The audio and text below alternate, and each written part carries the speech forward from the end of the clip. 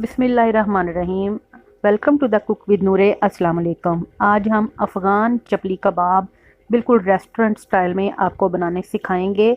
बहुत ही आसान, बिल्कुल भी डीप फ्राई नहीं करना पड़ेगा। आप इनको तवे पे बनाएंगे सिर्फ 1 और 2 चम्मच ऑयल के साथ।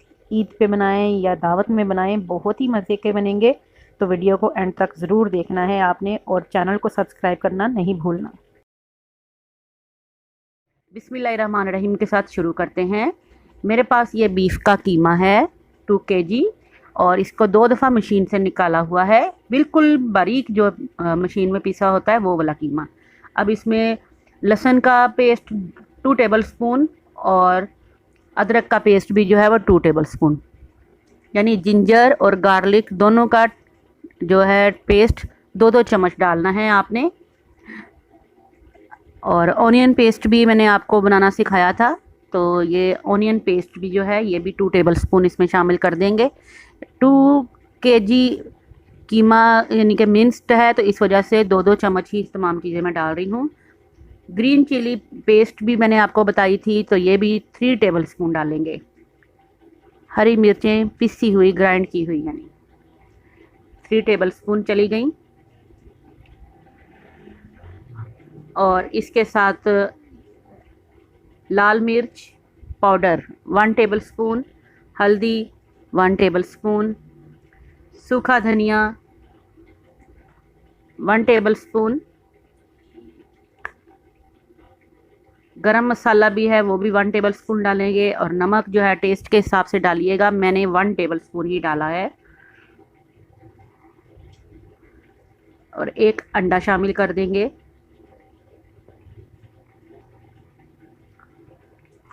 इसके साथ साथ मैंने 4 स्लाइसिस लेकर ब्रेड के, उनको थोड़ा सा भिगो के रखा हुआ था, नरम किया हुआ है।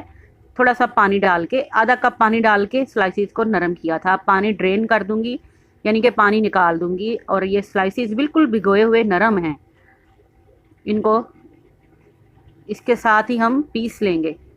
पहले तमाम चीज़ों को हाथों से मिक्स कर लेंगे, तमाम इंग्रेडिएंट्स को।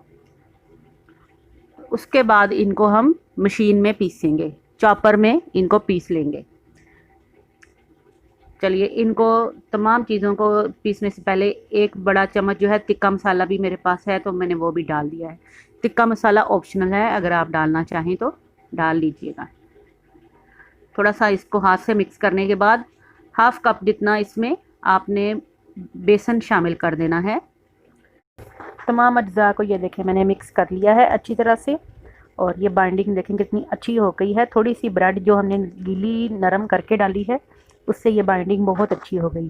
अब 1 प्याज जो है उसको पानी निकाल के हमने कद्दूकश किया हुआ है वो शामिल कर दिया है। 1 अंडे का ऑमलेट बनाया है काली नमक मिर्च डाल के, वो इसमें शामिल कर देंगे गरम गरम। और तमाम चीज़ों को अच्छी तरह से मिक्स करेंगे।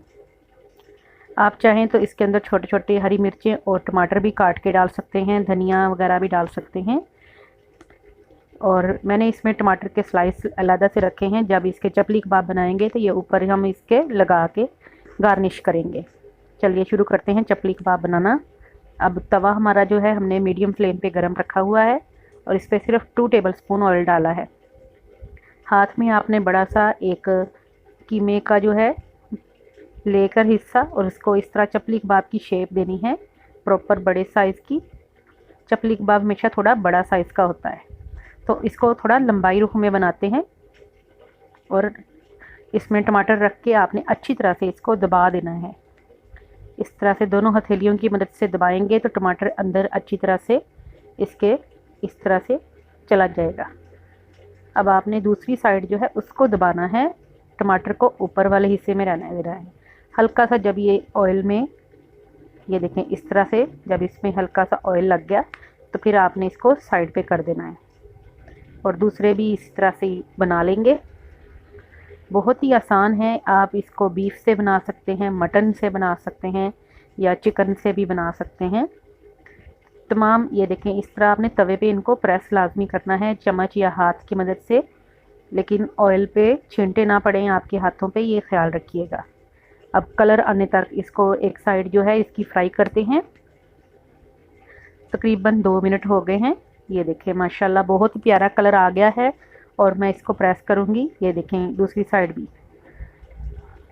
तवे पे बहुत आसानी से चपली कबाब बन जाते हैं, ज़रूरी नहीं कि आप इनको फ्राई करके डालें। मैंने इसमें 2 चम्मच ऑलिव ऑयल डाला है, कैनोला या ऑलिव ऑयल कोई भी आप डालें जिससे आपको हेल्थ इशू ना हो और आप हेल्दी तरीके से ये जो चपली कबाब हैं इनको एंजॉय कर सकें।